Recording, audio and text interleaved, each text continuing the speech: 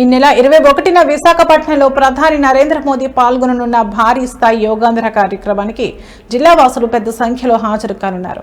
శ్రీకాకుళం నుంచి 20,000 మంది కార్యక్రమానికి బయలుదేరనున్నారు. ఈ మేరకు అన్ని శాఖల అధికారులు ప్రజలతో కలిసి పూర్తి స్థాయిలో సన్నద్ధంగా ఉండాలని జిల్లా రెవెన్యూ అధికారి వెంకటేశ్వరరావు పిలుపునిచ్చారు.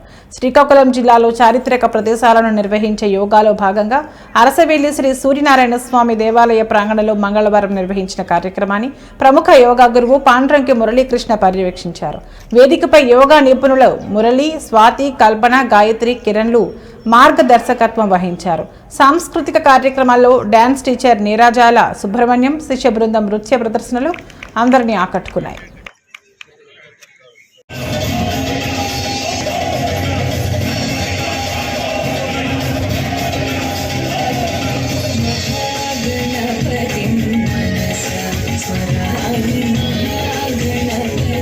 కృషి చేస్తాను.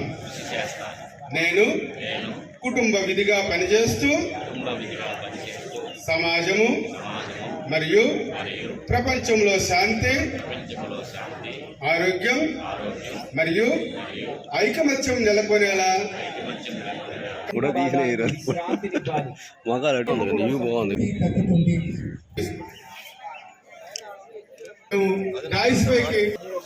వారి యొక్క తన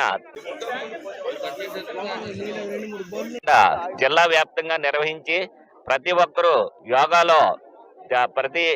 యోగాలో భాగస్వాములై ప్రతిదినం వారి యొక్క తన దైనందిన కార్యక్రమాల్లో దీన్ని ఒక భాగం చేసుకుని పాటించినట్లయితే అందరూ కూడా ఆరోగ్యవంతులై మరి ఎటువంటి వ్యాధుల బారిన పడకుండా ఆరోగ్యవంతులు అవుతారనే ఉద్దేశాన్ని మనం తెలియజేయడానికి ఈ కార్యక్రమాన్ని నిర్వహిస్తున్నాం.